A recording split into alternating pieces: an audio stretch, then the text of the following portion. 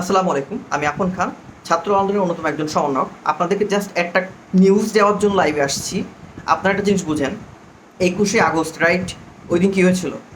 হাসিনা সরকার তার ক্ষমতা টিকিয়ে রাখার জন্য বা ক্ষমতা আসার জন্য নিজের উপরেই বোম ব্লাস্ট করেছিল, রাইট? সো এটা কী জন্য করেছিল?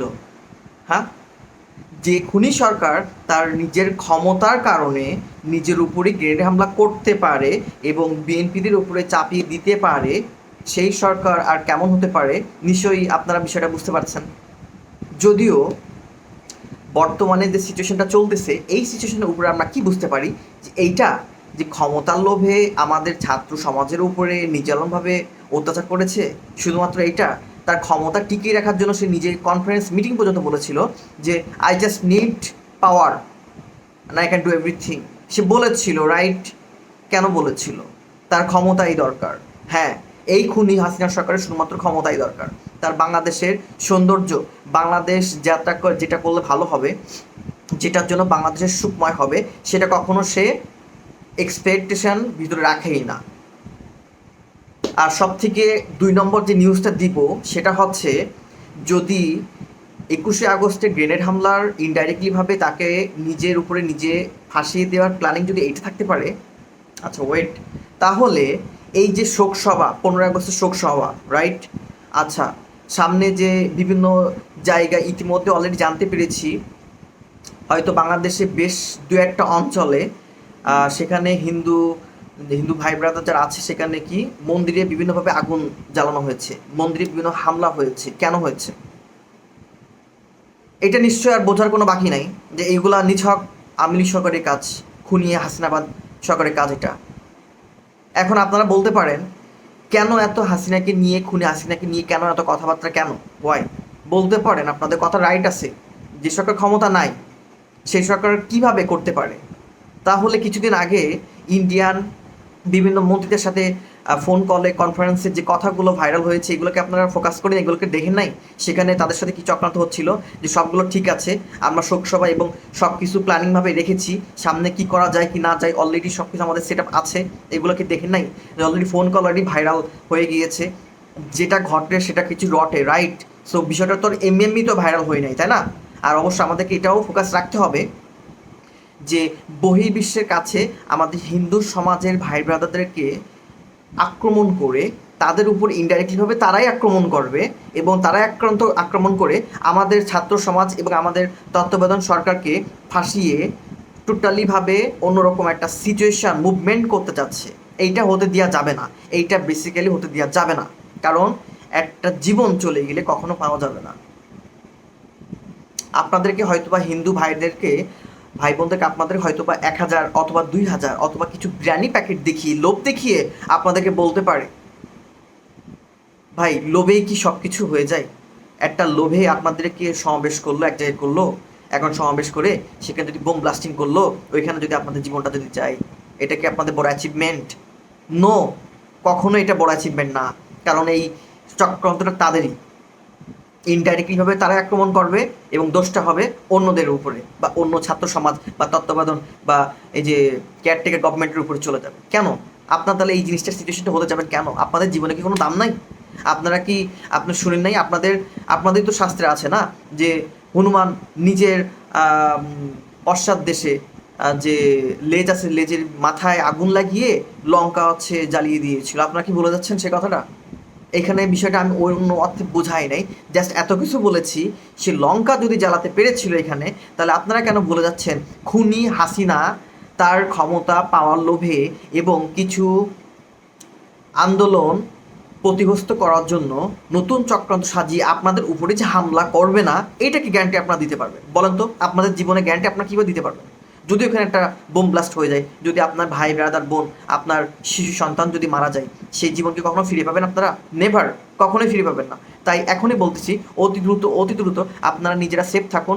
আপনারা কোনো রকম তাদের যুক্তি পরামর্শের মাধ্যমে সম্মানিত হবেন না এবং কখনোই তাদের মানে বুদ্ধি এবং পরামর্শের মাধ্যমে শোকসভা বা আন্দোলনের মাধ্যমে জড়িত হবেন না। ভাই, নিজের জীবনটা আগে ভাই। নিজে বেঁচে বাপের নাম আছে না বাঙালির, আমরা বুঝি না এটা? সো নিজে বেঁচে যখন বাপের নাম হয়, তাহলে আপনারা কেনই আন্দোলনের মাধ্যমে নিজের জীবনটা ঝুঁকির মাধ্যমে রেখেই কেন আপনারা এই খুনি হাসিনাবাদকে কেন আপনারা সাহায্য সহযোগিতার জন্য আপনারা চেষ্টা করছেন, যে নিজেই আপনাদেরকে চাই, আপনাদেরকে ফাঁসি, আপনাদেরকে ট্র্যাপ করে সে তার উদ্দেশ্য হাসিল করবে, কেন তাহলে আপনারা এই জিনিসটা হতে দিবেন? এখন আপনাদের প্রশ্ন হতে পারে যে সরকার শেখ হাসিনার যেহেতু ক্ষমতা নাই, রাইট? সো ক্ষমতা নেই, তাহলে সে কীভাবে এতগুলো প্ল্যানিং পরামর্শ বা আন্দোলন করবে কিভাবে, বা এই যে হামলা বা গ্রেনেড হামলা বা এরকম বম্বিং করবে কিভাবে, রাইট? আচ্ছা, এটা আপনাদেরকে একটু সুন্দর করে আপনাকে বোঝাই বলি। গণভবন হামলা দেওয়ার বা গণভবন আক্রমণ করা বা গণভবন দখলে যাওয়ার আগে আগের দিন রাত্রে কি ঘটেছিল? ইন্ডিয়া থেকে 5বার ট্রেন আসছিল, ঢাকায় শিপ করেছিল, এখানে লঞ্চ করছিল, রাইট? তো তাহলে প্রশ্ন যে এ খালি টোটালি কি ট্রেন ভর্তি কি শুধু খালি ট্রেন কি ঢাকায় এসেছিল? নেভার। ওইখানে অবশ্যই মাস্ট বি ইন্ডিয়ান আর্মি অথবা ইন্ডিয়ান কিছু র এজেন্ট ছিল। এটা যদি না হয় তাহলে কিছুদিন আগে এই যে গত পরশু দিন কথা, আমাদের সেনাবাহিনী ভাই ব্রাদার বিভিন্ন জায়গা থেকে ড্র এজেন্ট ধরতেছে, দরবেশ সেজে, সুফি দরবেশ সেজে বসে রয়েছিল, তাদেরকে ধরতেছে কেন? বিভিন্ন জায়গা থেকে অটোমেটিক্যাল অলরেডি সার্চ চালু হচ্ছে যে ড্র এজেন্টদের ধরার জন্য। এগুলো তো ইন্টারনাল নিউজ, এগুলো আপনারা জানেন না, আপনারা বুঝেন না, তাহলে আপনারা বুঝতে পারতেছেন না কোন সিস্টেম, কোন মাফে, কোন পরিকল্পনা মাফে তারা গুরুতর একটা বোমা হামলা বা ষড়যন্ত্র চক্রান্ত ইস্যু করে আপনাদের জীবনটা ক্ষতিগ্রস্ত, আপনাদের জীবনটা শেষ করার প্ল্যানিং করতেছে। আপনারা কি বুঝেন না এটা? বারবার বলতেছি ভাই, নিজের জীবনটা আগে, আপনারা নিজে সেফ থাকুন, সুস্থ থাকুন। আপনারা আমাদেরই ভাই ব্রাদার, আপনারা বাংলাদেশের নাগরিক মানে আমাদেরই ভাই ব্রাদার, রাইট? আপনারা সেফ থাকুন, সুস্থ থাকুন। হাসিনা খুনি সরকারের কোনো পদক্ষেপ, কোনো উদ্দেশ্যর ভিতরে আপনারা যায়েন না, নিজের জীবনটা ক্ষতি সমৃদ্ধভাবে রেখেন না। এবং আমি বিশেষ করে বাংলাদেশের বিভিন্ন জেলার সমন্বয়কারীদের উপরে একটা জিনিস অবশ্যই দৃষ্টি আকর্ষণ করে বলবো, আপনারাও যেখানে আছেন অবশ্যই আমাদের মুসলিম বা ভাই ব্রাদার যারা আছেন তারা প্লিজ হিন্দু ভাই ব্রাদারের উপরে একটু অনুগ্রহ প্রকাশ করুন এবং তাদের পাশে থাকুন, তাদেরকে সাপোর্ট দিন।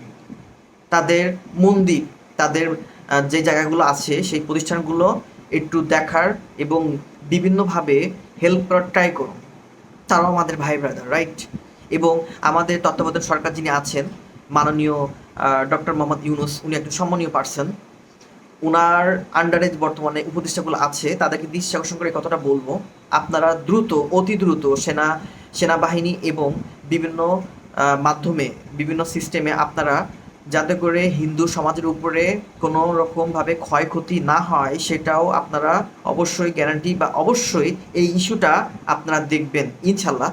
কারণ আপনারা একটা জিনিস খেয়াল করে দেখেন, যদি হিন্দু সমাজের উপরে তারা যদি এইভাবে যদি করে থাকে, এটা টুডে অর টুমারো হতেই পারবে, মাস্ট বি, এটা শিওর থাকে 90%।